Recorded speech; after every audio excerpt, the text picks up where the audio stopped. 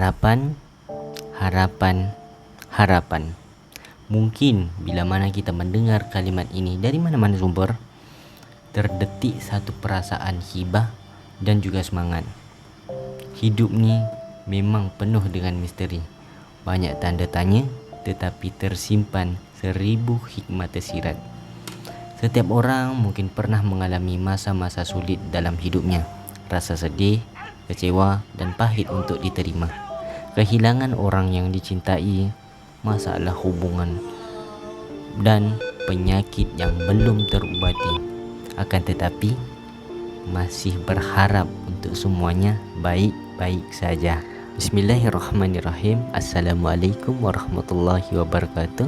Nama saya Muhammad Rizal bin Ridwan, pelajar UTM, dan ini adalah video saya berkait dengan topik kita iaitu harapan. Ingin saya kongsikan satu kisah tentang seorang insan yang pernah dahulunya merasakan dirinya sudah tiada harapan, akan tetapi bangkit kembali untuk terus maju ke hadapan.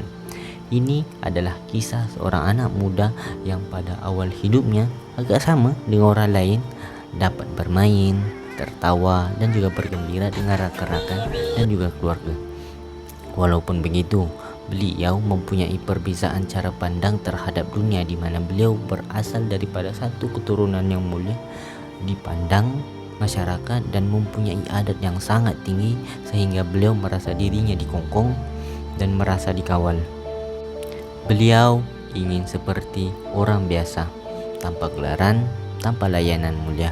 Sehingga kan keluarga beliau terpaksa mengambil keputusan untuk keluar berhijrah dari tempat yang asal kepada ke tempat yang lain. Dari situ beliau menjalani kehidupan yang baru dengan dugaan yang baru dan cabaran yang baru. Kisah ini berjalan seiring dengan waktu. Hari demi hari, bulan demi bulan, tahun demi tahun, sehinggalah beliau mendapati dirinya mendapat satu hadiah pemberian daripada Tuhan, yaitu ujian. Ya, ujian. Beliau telah disahkan menghidap satu penyakit yang berasal daripada genetik, yaitu bara otak. Penyakit itu adalah craniopharyngioma. Boleh search dekat Google, iaitu satu penyakit yang jarang sekali terkena kepada orang, akan tetapi ianya memberi kesan kepada pertumbuhan seseorang dan juga hormon. Beliau ketika itu sangat terkejut terhadap apa yang telah berlaku dan tidak dapat menerima ketentuan tersebut. Dalam lubuk hati beliau masih berharap yang perkara tersebut adalah cuma mimpi dan hayalan semata-mata. Ni macam mimpi, mana mungkin berlaku, tapi hakikatnya itulah realiti. Dari hari itu pelbagai perasaan muncul. Marah, sedih, kecewa hadir dalam satu masa. Beliau marah terhadap keadaan tersebut. Kenapa aku kena dan kenapa bukan orang lain?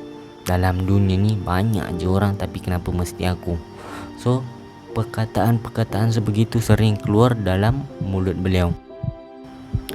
Sampailah satu ketika terdetik satu perasaan, yaitu perasaan putus asa. Beliau merasakan dirinya berbeza dengan orang lain kerana beliau melihat orang lain hidupnya gembira, bahkan dia hanya bergantung sepenuhnya kepada ubat yang diberikan oleh doktor. Ada satu cara yang menyebabkan perkara tersebut semakin lebih teruk, iaitu beliau mengurangkan rasa pedih tersebut dengan melakukan perkara-perkara yang tidak baik seperti merokok, ponteng sekolah, dan beliau juga sering kali pergi ke cyber cafe. Perkara-perkara tersebut dilakukan adalah untuk mengurangi rasa pedih beliau, dan beliau pada ketika itu menganggap bahawa sudah tiada harapan lagi untuk beliau sembuh. Oleh itu dia melakukan segala perkara yang merasakan diri dia happy, tetapi pada hakikatnya ia menyebabkan perkara tersebut menjadi lebih teruk, dan perkara tersebut hanyalah 1000 alasan untuk beliau bertahan. adakah aku ini masih punya harapan?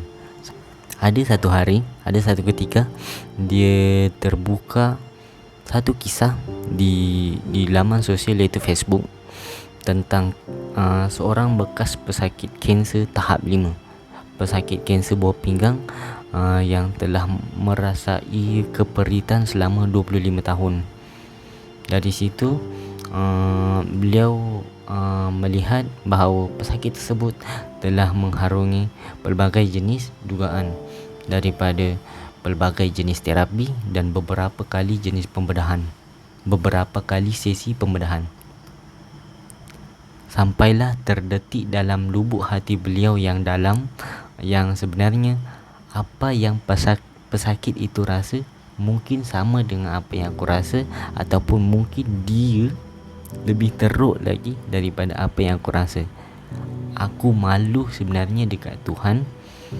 Kenapa aku lebih memilih untuk mengeluh sedangkan apa yang dia alami itu adalah lebih teruk daripada aku. Malunya dia dekat Tuhan sebab dikurniakan ujian oleh Allah, dan dia lebih memilih untuk mengeluh berbanding reda dengan apa yang telah ditentukan. Dari situ juga timbul ataupun tercetusnya satu kepercayaan ataupun harapan yang sebenarnya dia juga boleh sembuh sama dengan bekas pesakit kanser yang telah sembuh.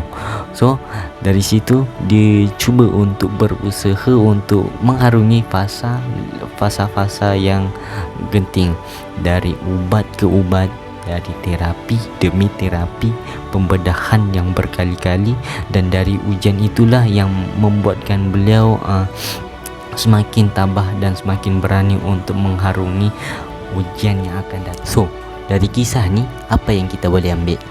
So bagi saya, tiada masalah pun untuk kita berada pada satu titik yang paling bawah.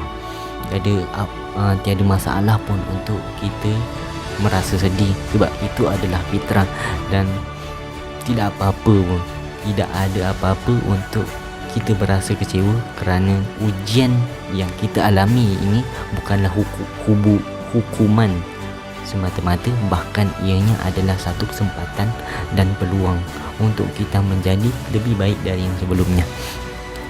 Yakinlah bahawa Tuhan telah mempersiapkan kita, menguatkan kita, membentuk kita untuk bergerak dari satu tempat ke tempat yang lebih baik. Mungkin ada yang kita tidak boleh kawal dan mungkin tidak boleh ubah. So terimalah dengan hati yang lapang, terimalah dengan hati yang ikhlas. Kita punya dua pilihan, sama ada give up ataupun get up, menyerah atau membiarkan diri anda hancur di bawah masalah, ataupun bangkit dan menjadikan ujian tersebut sebuah pelajaran untuk kita terus berkembang. Ini mungkin sedikit pesanan daripada saya kepada kawan-kawan semua yang mungkin berada pada satu fasa kesedihan ataupun berada pada titik paling bawah. So berdirilah dengan kukuh, melangkahlah dengan kesabaran, sentiasa tersenyum dengan ujian yang mendatang, bersyukurlah dengan apa yang ada, dan tetaplah percaya walaupun kita belum melihat segalanya, kerana di situ adanya harapan. Percayalah, semuanya akan indah mengikut perancangan Allah dan waktunya. Sama seperti bot ini, bot yang kita lihat, ini adalah masalah anda, akan tetapi luasnya rahmat Allah yang dititipkan kepada kita. So jangan risau, jangan gentar. Saya yakin sama seperti saya, anda baik-baik saja. So itu sahaja perkongsian saya pada hari ini. Sekian, terima kasih.